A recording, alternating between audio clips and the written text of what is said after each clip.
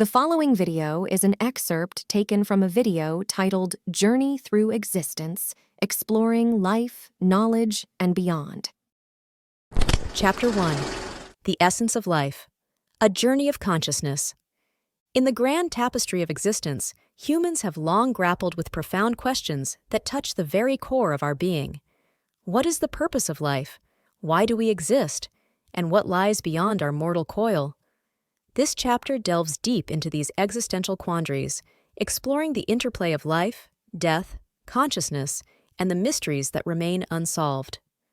While we may not have definitive answers, we embark on a philosophical journey, examining our relationship with the known and the unknown, the tangible and the ethereal. So, what truly is the essence of life? What is its genuine meaning and purpose? A disclaimer is in order. This video will not provide answers to these profound questions. I do not profess to have them, and I question if anyone genuinely does. Admittedly, this could be my own projection. I've reached a stage of acceptance with uncertainty. The age-old questions about life, our existence, our creation, and even the creator of our creator and beyond no longer plague me incessantly. Likewise, the enigma of what transpires post-mortem. I've transitioned from a desperate need for answers to a peaceful acceptance that they might remain elusive, possibly only revealed at life's end.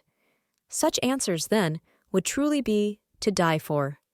Even then, they might remain unrevealed, as death could signify the cessation of consciousness. Yet, in my living moments, I find solace in uncertainty, growing comfortable with the prospect of non-existence post-death, returning to the very darkness from which we emerged, the protective dark womb of our mothers, where we were shielded from external elements. Our mother's haven, before we emerged from the profound darkness, shielded within our mother's sanctuary, protected from the elements that now surround us. Recall our first emergence into light, transitioning from the protective darkness. As we embraced the light at birth, death might see us returning to darkness. I speculate that we dreamt within the womb, a prelude to life, just as our current dreams might be premonitions of what lies beyond. Such thoughts are chilling indeed, evoking deep reflection. This dream state might be our guide both pre- and post-life. But does this hint at our existence being divine? Did our essence exist prior to our physical inception within our mothers? And can life transcend this physical form, as many doctrines suggest? These aren't affirmations of the divine, but mere observations of life's intricacies. In our tangible world, we operate within our physical bodies. Yet, religious and spiritual systems offer assurances of a realm beyond this, especially since the notion of non-existence post this life is challenging to embrace. The enigma of death is life's greatest adversary, a paramount concern, a universal fear, and the ultimate question. Reflect upon it. If one mystery could be unraveled, what would you wish to know? The reason for our existence, our creator, or the aftermath of death? This might be a projection of my own biases, but I'd wager that many would lean towards understanding the post-mortem journey. While the allure of such knowledge is tempting, its weight might be overwhelming, a potentially harrowing truth. The existential dread of potential non-existence post-death is a universal fear, even for the devoutly religious. As mortality approaches, many gravitate towards faith systems promising an afterlife, often with prerequisites in the form of tributes, sacrifices, or deeds to ensure entry. In a world dominated by capitalism, such a dynamic is unsurprising. The affluent capitalize on the vulnerabilities of the less fortunate. The fear of death has evolved into a lucrative industry, with promises of an afterlife generating astronomical profits. For many, this assurance comes at a high price, a lifetime of dedication and sacrifice.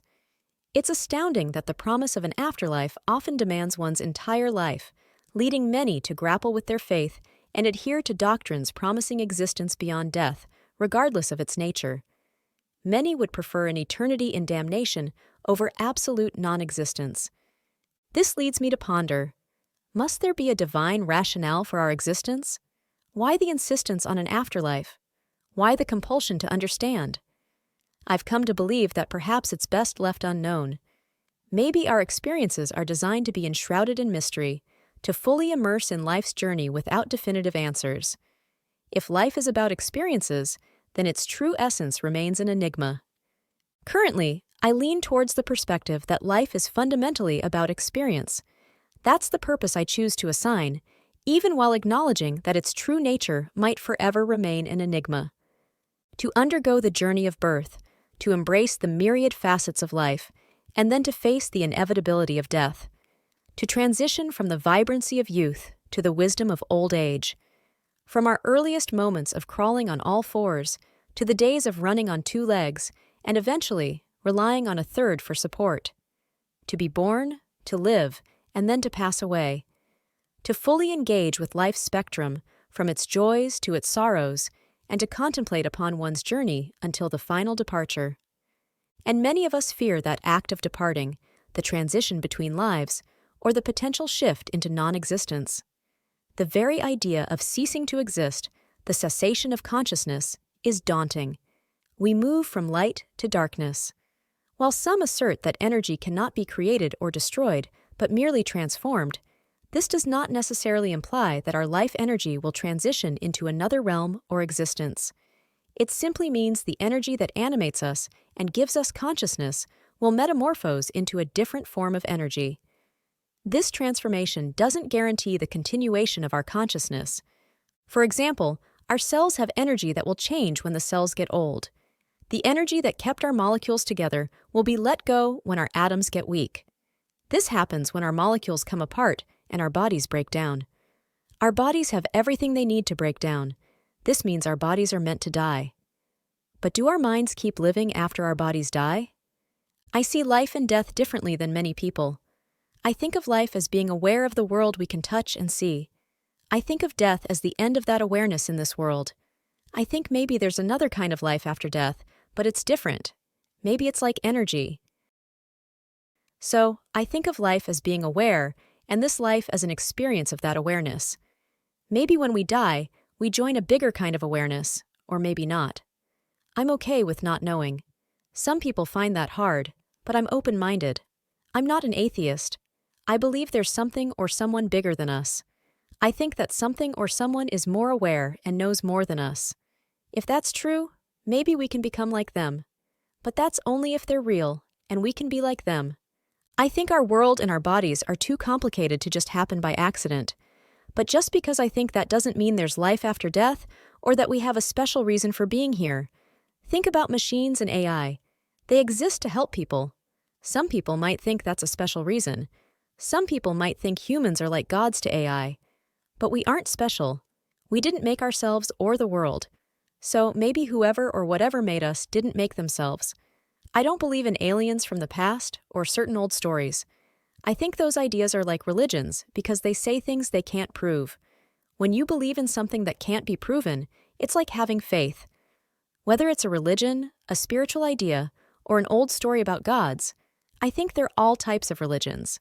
They're ways to make money by selling ideas and dreams. They're the newest kind of religions. But I don't follow any of them. I'm okay with not knowing everything. I think about what might happen when I die, and I'm okay with it. I know I'll meet death someday. It will be a big moment.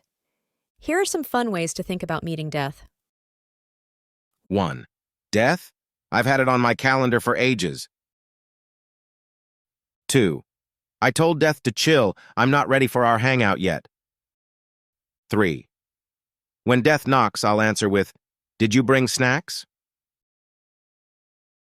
4. I've heard the afterlife has great Wi-Fi. 5. I told death we need to reschedule. I'm too busy living right now. 6. Death's just the universe's way of saying game over, play again. 7. If death is the end of the story, I hope it's a plot twist. 8. Death and I? We've got a standing appointment, but I keep hitting snooze. 9. When I meet death, I hope he's up for a good laugh about my life's bloopers. 10. I bet death's just a doorman to the next big adventure. 11. Death and I have a date and I won't be late. 12. Death is a meeting I won't skip. 13. I'll greet death like an old friend. Here are some funny jokes about death. 1. Why did Death get promoted? He was killer at his job. 2. What did one grave say to another? Looks like people are dying to be with us.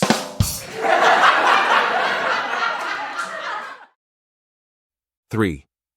Why did the skeleton go to the party alone? He had no body to go with him. 4. Why did Death bring a shovel to the party? To dig the grave vibes. 5.